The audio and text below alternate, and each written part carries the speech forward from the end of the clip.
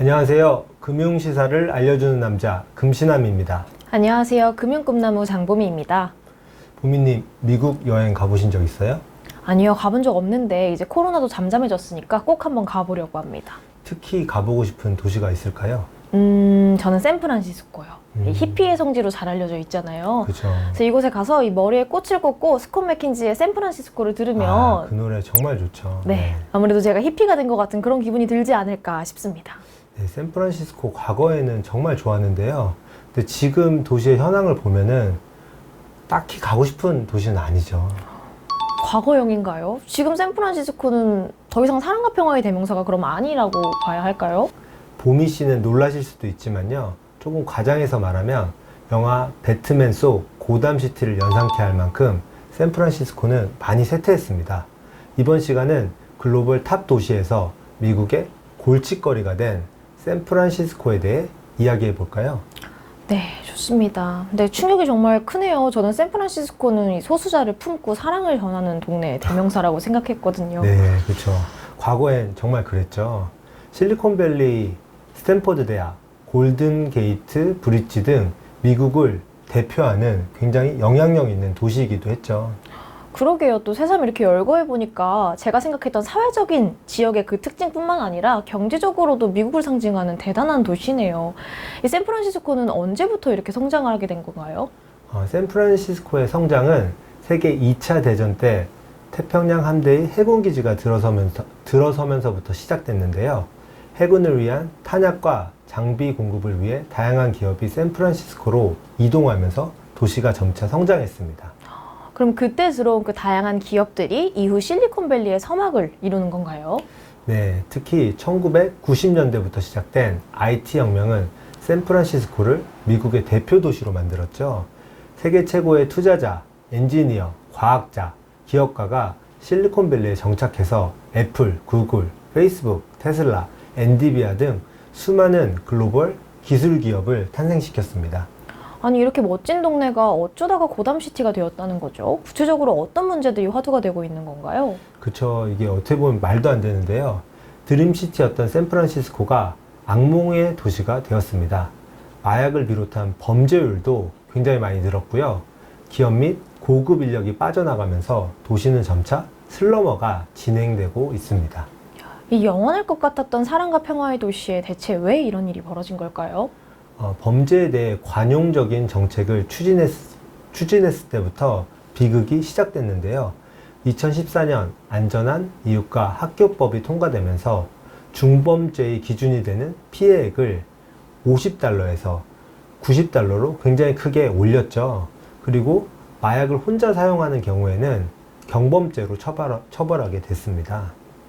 이 마약을 여럿이 하면 중범죄고 혼자 하면 경범죄란 말인가요? 그렇죠. 말이 안 되죠. 이게 대체 어떤 잣대로 규정이 된 건지 모르겠네요. 그리고 또 이 처벌 대상이 되는 피해 기준액도 들어보니 거의 2배가량 늘어났으니까 아무 생각 없이 절도를 하는 사람들도 많이 늘었을 것 같고요. 그렇죠. 이게 950불이면 우리나라 돈으로 한 110만 원 정도 되죠. 그 금액 이하로 했을 때는 경범죄로 본다는 건데요.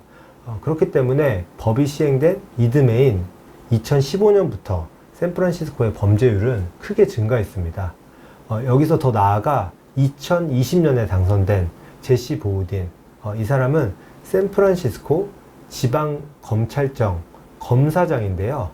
이 사람이 과거보다 훨씬 더 관용적인 정책을 집행하면서 상황을 더욱 악화시켰습니다. 아니, 지금도 터무니가 없는데 여기서 더 관용적인 정책을 했다고요? 네.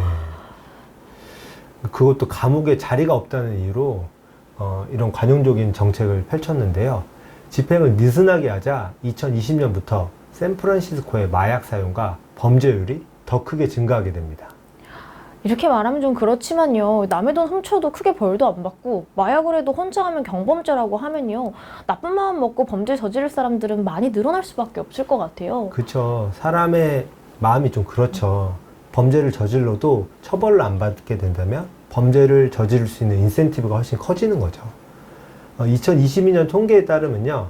샌프란시스코 거주민이 폭력 범죄나 재산 범죄를 경험한 확률은 6.5%라고 합니다. 100명 중에 6명은 사건, 사고를 경험할 정도로 법과 질서가 엉망진창이라는 거죠. 단적인 예로요. 미국의 고급 슈퍼마켓인 홀푸드 마켓은 2022년 3월에 샌프란시스코에 신규 지점을 열었습니다. 하지만 지금은 폐쇄를 결정했는데요. 폐쇄 이유가 정말 기가 막힙니다. 절도와 강도가 너무 빈번해서 영업을 못한다는 거죠. 범죄가 넘쳐나서 폐업을 하게 된다니 정말 말 다 했네요. 아니 그런데 절도도 절도지만요. 요즘 마약 범죄가 사실 우리나라에서도 크게 문제가 되었었잖아요. 네. 혼자 하는 마약이 경범죄라고 하니까 혼자 마약하고 무리를 일으키는 사람도 굉장히 많았을 것 같은데 어떤가요? 그쵸. 이 사진을 보면은 말도 안 되는데요. 혼자 마약한 사람들이 원래는 감옥을 가야 되죠. 하지만 샌프란시스코 같은 경우에는 경범죄로 처리되기 때문에 샌프란시스코 거리를 활보하고 있습니다. 그렇기 때문에 도시는 점차 고담시티를 닮아가게 됐습니다. 그럼 이 샌프란시스코 사람들이 복용하는 이 약물은 특정한 것인가요? 네, 이 샌프란시스코를 중독시킨 약물은 펜타닐인데요. 1959년 개발된 펜타닐은 수술 후 통증 완화를 위해 의사들이 주로 사용하는 약물로 몰핀보다 100배 더 강력한 효과를 가졌다고 합니다. 이 약물을 복용하면요, 사진과 같이 좀비처럼 같은 자세로 멈춰 있다고 하는데요. 길에 저런 사람들이 있다고 한번 생각해 보세요. 정말 좀 무섭지 않나요? 너무 무섭죠. 이 현실과 영화 속 고담시티가 구분이 안 될 정도네요.